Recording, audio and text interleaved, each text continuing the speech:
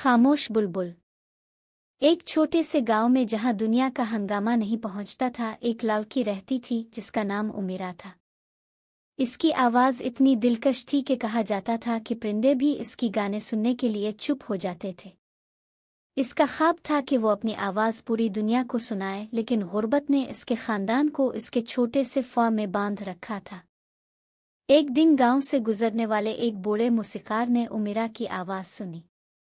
इसने वादा किया कि वो इसे एक सितारा बना देगा, लेकिन इसके लिए इसे पैसे चाहिए थे। उमिरा के खानदान ने अपने वाहिद गाय को फरोख्त कर दिया ताकि इसका सफ़र मुमकिन हो सके। उम्मीदों से भरे दिल के साथ वो शहर के लिए रवाना हो गई, लेकिन शहर उसकी तवक्को के मुताबिक नहीं था। मूसीकार एक धोखेबाज निकला और पैसे लेकर गायब हो गया। अकेली उमिरा ने गलियों में गाना शुरू कर दिया ताकि जिंदा रह सके। अपनी तमाम कोशिशों के बावजूद शहर के शोर में इसकी आवाज़ दब गई और दुनिया कभी भी उसके नगमे को सुन नहीं सकी। सालों बाद शिकस्ता और थकी हुई उमिरा अपने गांव वापस आई। इसकी आवाज़ अब एक कमज़ोर सी सरगोशी में बदल गई थी।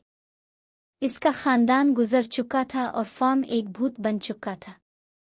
इसने अपनी बाकी ज़िंदगी खामोशी में गुजारी। इसकी कभी चमकदार आंखें अधूरे ख्वाबों के बोझ से मद्धम हो गईं। उमिरा की कहानी एक अफसाना बन गई, मासूमियत और अधूरे ख्वाबों की एक वार्निंग, जिसे वही परिंदे गाते हैं जो कभी इसकी आवाज़ सुनने के लिए चुप हो जाते थे।